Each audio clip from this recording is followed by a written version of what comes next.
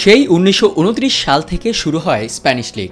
প্রথম আসরেই রিয়াল মাদ্রিদকে পেছনে ফেলে চ্যাম্পিয়ন হয়েছিল বার্সেলোনা, আর তার খার এখনও কাতালান ক্লাবটির ওপর তুলে যাচ্ছে মাদ্রিদের ক্লাবটি। মাঝে স্পেনের গৃহযুদ্ধের কারণে ৩ মৌসুম লিগটি বন্ধ থাকলেও বাকি সবকটি মৌসুম ধরেই সমর্থকরা উপভোগ করে যাচ্ছে বার্সা মাদ্রিদের মাঠের যুদ্ধ।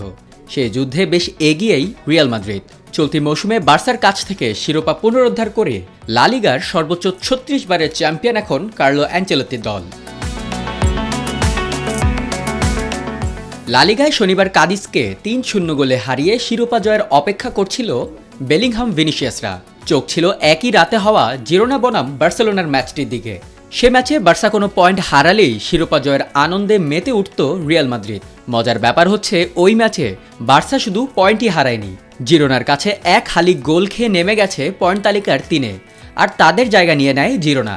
এই ঘটনায় লাভের লাভ হয় রিয়াল মাদ্রিদের। ৪ ম্যাচ আগেই শিরোপা জেতায় ক্লাব হোটেলেই আনন্দে মেতে ওঠে গোটা দল। লা লিগা শুরু হওয়ার পর থেকে আসরটির সর্বোচ্চ বারের চ্যাম্পিয়নও এই রিয়াল মাদ্রিদ। বার্সার কাছে প্রথম লা লিগা হারানো দলটি এখন ৩৬ বারের চ্যাম্পিয়ন। লিগ জয়ের ক্ষেত্রে এর ঠিক পরেই আছে বার্সেলোনা।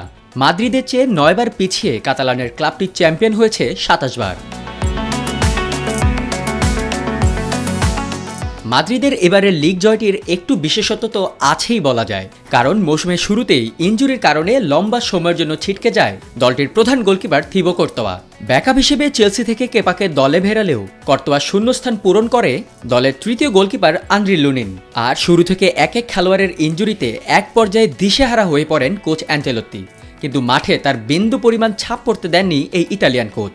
২ মেয়াদে রিয়াল মাদ্রিদের কোচ হিসেবে এখন পর্যন্ত ১২টি ট্রফি জিতেন অ্যানচেলত্তি, আর এবার নিঃসন্দেহে তার চোখ থাকবে দলটির হয়ে তৃতীয়বারের মতো চ্যাম্পিয়ন্স লিগ জয়ের দিকে।